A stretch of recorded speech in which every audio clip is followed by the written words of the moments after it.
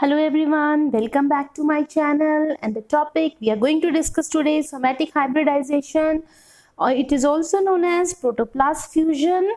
So somatic hybridization यहाँ पर इसका मतलब है कि hybrids बनेंगे plants के, but those hybrids are made without sexual reproduction. Okay, and here what is happening, as you can see, somatic hybridization हो रही है, बट उसमें जो इन्वॉल्व हो रहे हैं cells they are somatic cells. So यहाँ पर क्या होगा, सोमेटिक सेल्स का फ्यूजन होगा. ओके, सो सेल्स पूरे फ्यूज नहीं करवा पाते हैं because of the cell wall, तो क्या करते हैं, प्रोटोप्लास्ट रिमूव करके उनका फ्यूजन किया जाता है. You know what is protoplast? Protoplast is a plant cell.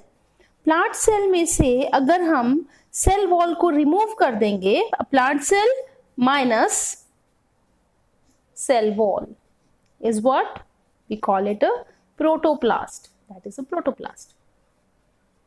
ठीक है, तो सेल वॉल निकालनी है, सेल वॉल रिमूव करनी है हमें, और फिर दो सेल्स को फ्यूज कर देना है. डिफरेंट टू प्लांट्स के, टू वेराइटीज के सेल्स को फ्यूज करवाना है. That is somatic hybridization. So fusion of protoplast. ठीक है, प्रोटोप्लास्ट कैसे निकालेंगे?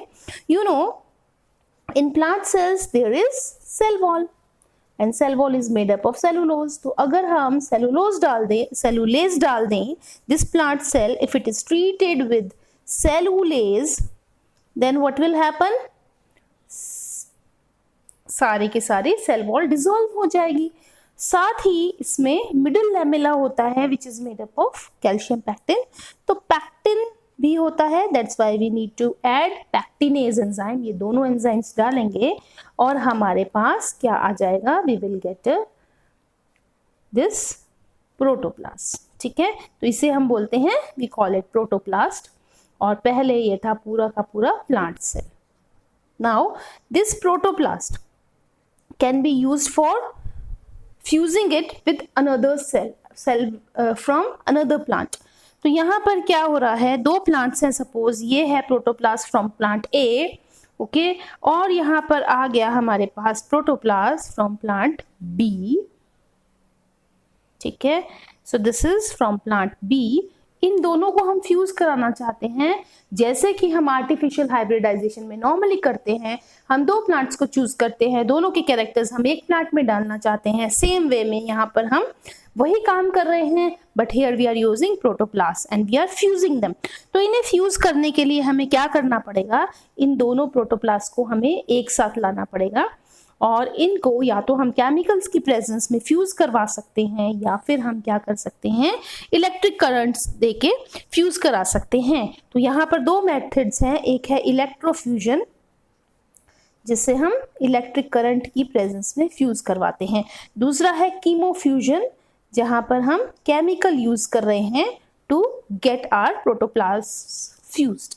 तो यहाँ पर दोनों प्रोटोप्लास्ट पड़े हुए हैं, और यहाँ हमने इलेक्ट्रिक करंट डाल दिया, या फिर हमने दे दिया क्या चीज, we have added the chemicals. And generally used chemical, one is polyethylene glycol, जिसको हम PEG बुलाते हैं.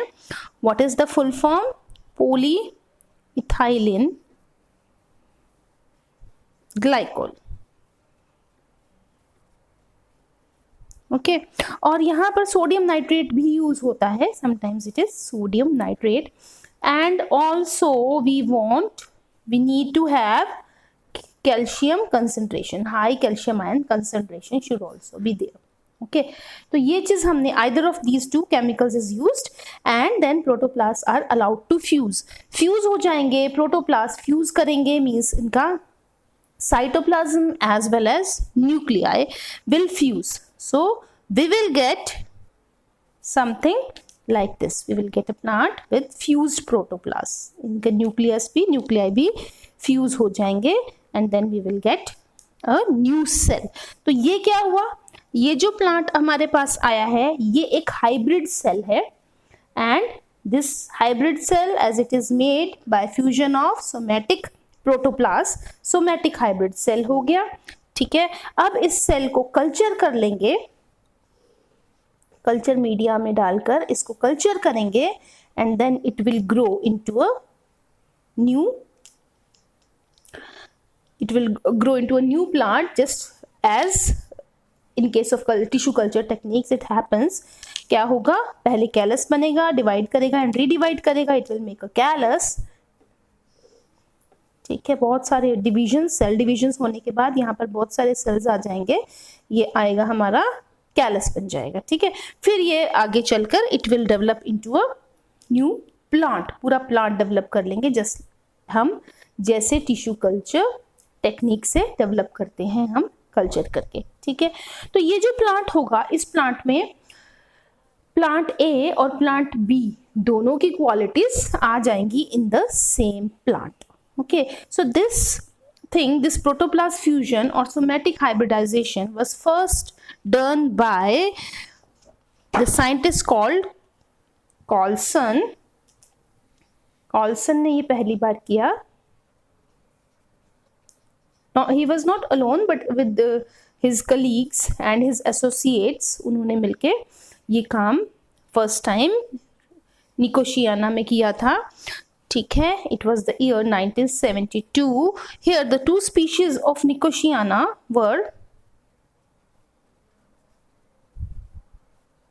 Nicotiana glauca, okay, और इसके साथ में Nicotiana Langsdorffet. These were the two species. इन दोनों के प्रोटोप्लास्ट फ्यूज किए गए थे फर्स्ट टाइम इन 1972. ओके, उसके बाद और भी बहुत से सक्सेसफुल सोमैटिक हाइब्रिड्स बनाए गए हैं, जैसे 2 वेराइटीज हो गई सेम प्लांट की, same species and different varieties, ये हम फ्यूज करवा सकते हैं प्रोटोप्लास्ट. ठीक है, और साथ ही वी कैन फ्यूज, यहाँ पर तो यही है ना, ये 2 डिफरेंट स्पीशीज हैं. ठीक है, डिफरेंट वेराइटीज ये करवा सकते हैं. देन 2 डिफरेंट स्पीशीज का करवा सकते हैं. और तीसरा क्या है, 2 जेनरा का भी करा सकते हैं. ठीक है, डिफरेंट जेनरा, लेकिन वो सेम फैमिली को बिलोंग करने वाले. हमने देखा है एक प्लांट बना था जिसमें पोटैटो और टमाटो का सोमैटिक हाइब्रिडाइजेशन करवाया गया and the resultant plant was known as pomato. ये जो पोमैटो था, इसमें क्या खासियत थी, इसमें underground potatoes and above ground tomatoes लगते थे. ठीक है, but this plant was sterile and so this was not commercially used, और उसकी यील्ड भी उतनी नहीं थी जितनी चाहिए थी, तो it was not commercially released variety. Same way में ऐसे ही उन्होंने बोमैटो भी बनाया. बोमैटो was a somatic hybrid of brinjal and tomato.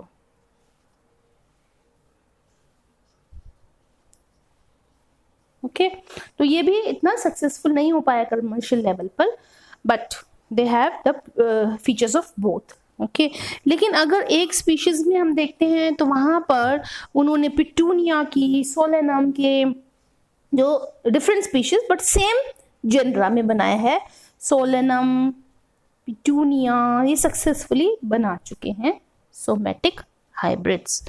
Okay, brassica में बनाए हैं.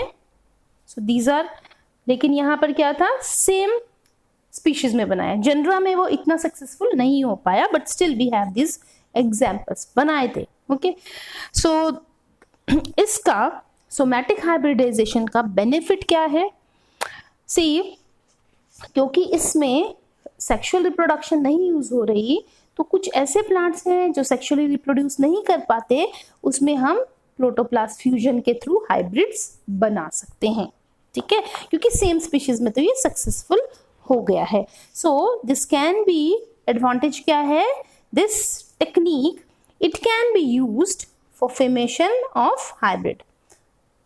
हाइब्रिडाइजेशन किसके लिए यूज कर सकते हैं हम, hybridization of asexually reproducing plants. Okay, and then we can make new crops.